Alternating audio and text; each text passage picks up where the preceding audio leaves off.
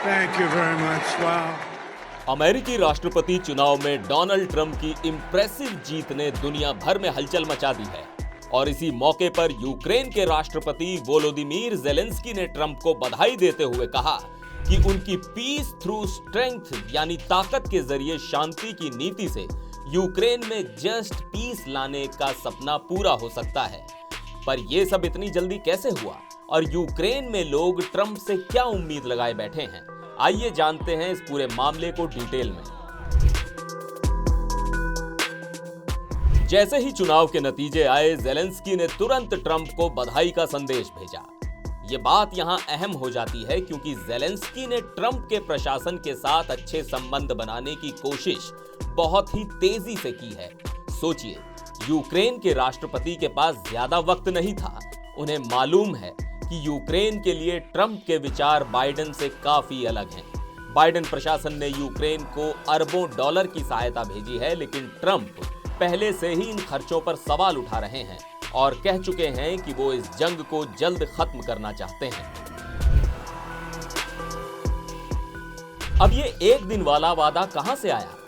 Trump ने चुनाव प्रचार में कहा था कि वो राष्ट्रपति बनते ही इस युद्ध को बस एक दिन में खत्म कर देंगे। ये सुनने में कितना भी अच्छा लगे, लेकिन अब तक उन्होंने ये नहीं बताया कि ऐसा करेंगे कैसे। ट्रंप का मानना है कि पीस थ्रू स्ट्रेंथ यानी ताकत से शांति लाई जा सकती है।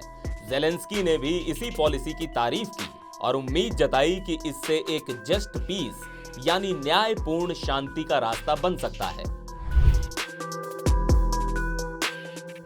बाइडेन प्रशासन ने रूस के खिलाफ यूक्रेन का खुलकर समर्थन किया और अरबों डॉलर की सैन्य और वित्तीय मदद भेजी। इसके पीछे बाइडेन की सोच थी कि यूक्रेन को अकेला नहीं छोड़ा जा सकता, लेकिन ट्रंप ने हमेशा इस मदद को लेकर सवाल उठाए हैं। उनका मानना है कि अमेरिका को पहले अपनी अर्थव्यवस्था, अपने लोगों पर ध्यान देना चाहिए। ट्रंप का रुख ऐसा है कि वो बिना किसी स्पष्ट योजना के इस युद्ध को शांति के नाम पर खत्म करना चाहते हैं, लेकिन बिना इस बात को समझाए कि वो कैसे करेंगे।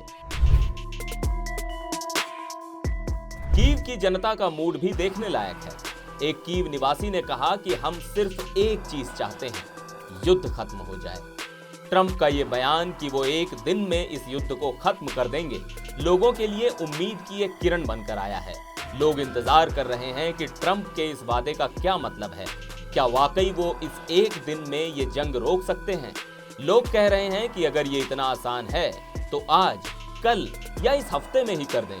पर यह कहना जितना आसान है, क्या करना भी उतना आसान होगा? वहीं यूक्रेन के एक सांसद यारोस्लाव झेलज़निक ने कहा है कि ट्रंप के पद संभालने से पहले बाइडेन प्रशासन के पास कुछ बड़े कदम उठाने का समय है। ये वो कदम हो सकते हैं जो बाइडेन अब तक नहीं उठा पाए, जैसे कि रूस पर और कड़े प्रतिबंध लगाना या यूक्रेन को और अधिक मदद भेजना। झेलज़निक का मानना है कि ट्रंप के सत्ता में आते ही सबसे अहम बात होगी कि वो किन लोगों को अपनी टीम में लाते हैं और उनकी नीतियां कैसी होंगी।